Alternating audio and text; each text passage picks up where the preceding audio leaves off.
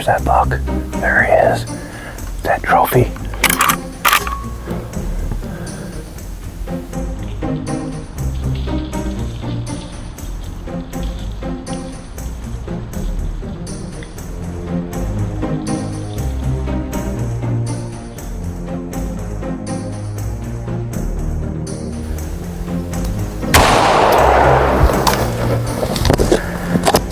Nice shot, kid.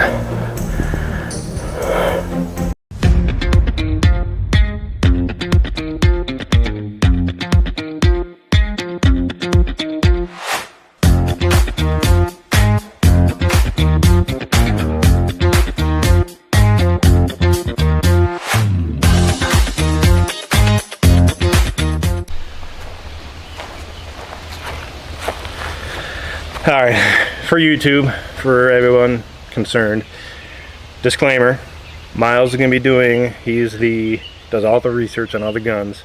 He's going to be doing most of the reviews on the guns. He's not a kid that got into dad's safe, found the camera, and is videotaping guns. He is under my supervision 100% of the time. Anytime you're messing with guns, I'm behind the camera all the time. So it's not like he just found a gun and put it on YouTube. I'm 100% under my supervision anytime he's touching guns and doing anything. Hey, Myles from Go-nee-uh Outdoors. Today I'll be doing a overview of this. This is a Glenfield Marlin Model 30. It's a 30-30 lever action hunting rifle.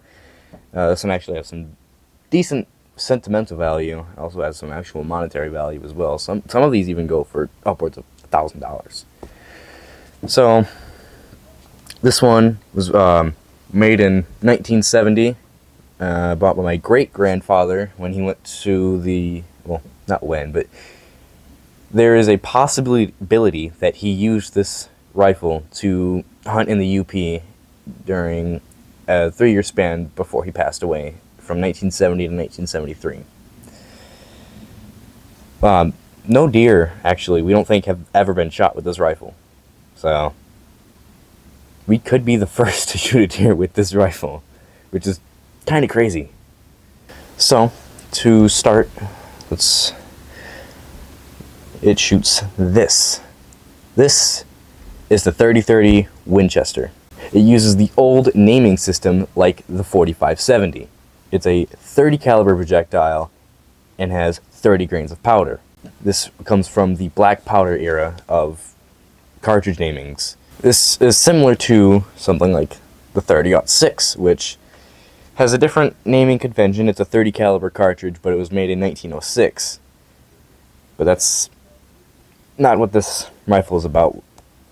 That'll be about the 30-06 soon. It's my cartridge my dad uses for hunting. Something I thought was kind of unique about this round is that it is 7.62 by 52 millimeter rimmed, which is 2 millimeters off from the round that the Mosin shoots, which I think that's kind of funny. How an American had a very similar cartridge to a Soviet cartridge. Now, the cartridge itself was made in 1895 by Winchester for their 1894 rifle. When Marlin started making 30-30 caliber rifles, they wanted to drop Winchester's attachment to the cartridge, so they just dropped Winchester, chambered it, just called it 30-30. Now, the Marlin Company itself was founded in 1870 by, guessed it, John Marlin, as he had previous experience making firearms under Colt in the American Civil War. When he started out, he made things like single-shot rifles, Derringers. I'm sure he made maybe some revolvers. I haven't been able to check the factuality on that, though.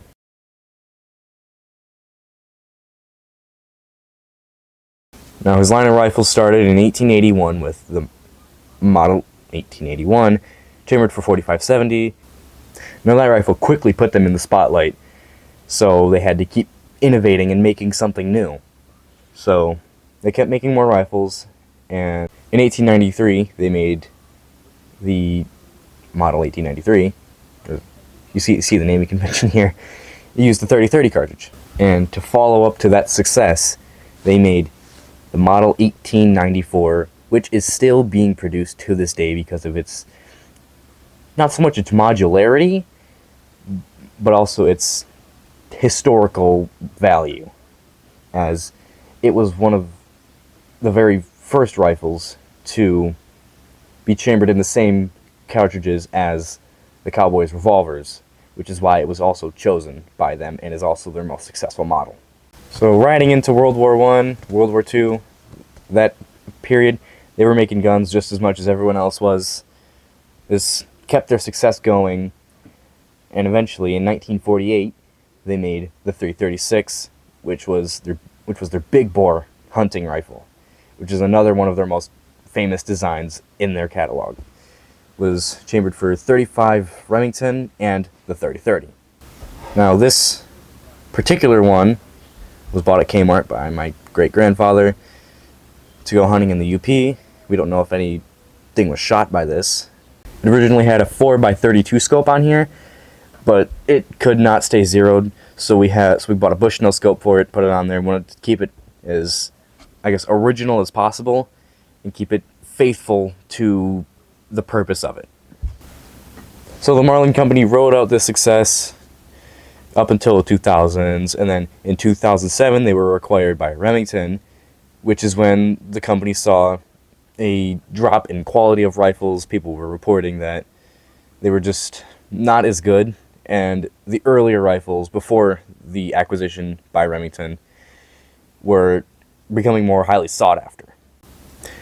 And in 2020, when Remington went bankrupt, the company was picked up by Ruger, and the quality went back up, which is where they're at today. Still making high-quality hunting rifles, mainly the 1894 and the 336, riding off the success of those two rifles. This specific model, the Glenfield Marlin Model 30, was made in 1966 to 1975 as one of their, I guess, intermediate period of rifles. This one, of course, was in the big bore hunting rounds like 45-70, 30-30, like this one. And it was sold at stores similar to Kmart. Those sort of, not necessarily budget, but lower end stores where you could get decent hunting gear. So, got the rifle here. Go over manual alarms. It's got a hammer extension, so that way you can cock the hammer while the scope is on it, because if it wasn't on there, it'd be almost impossible to cock that hammer. And has a safety feature, which is a traditional safety feature on older guns, which is half cock. Locks the trigger, but if you rack the bolt all the way, cocks the hammer all the way down for you to shoot it. Just found some couple 30 rounds laying around, and it loads just like any gate loading lever gun. Push it down with the round on that gate, and then push it in. And I think it holds 5+1 maybe? The 4+1.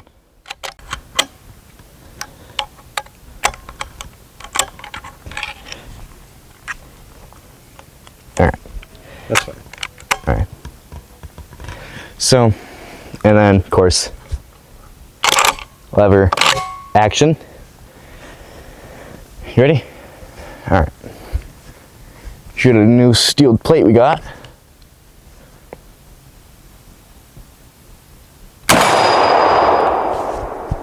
I turned it around.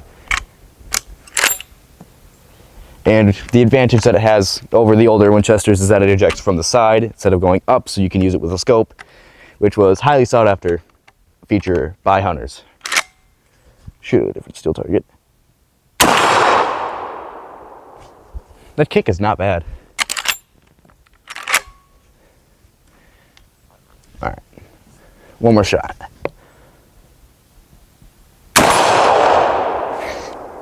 I really like that. I don't know why I haven't used this hunting.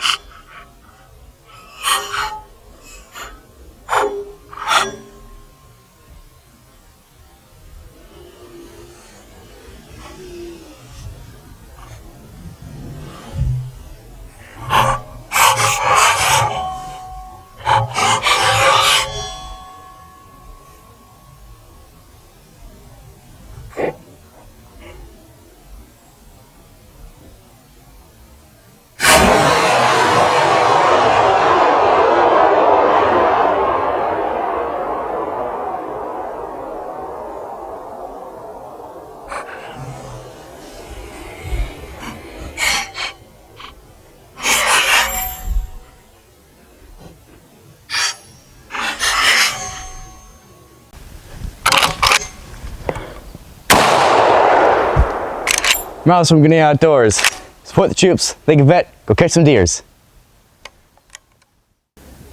When Marlin started making rifles in the .30-30 caliber, they wanted to remove Winchester's name for it to make it universal for their rifles as well. So they dropped the Remington. Now that rifle quickly put them on the spot for... I always do that! Ugh.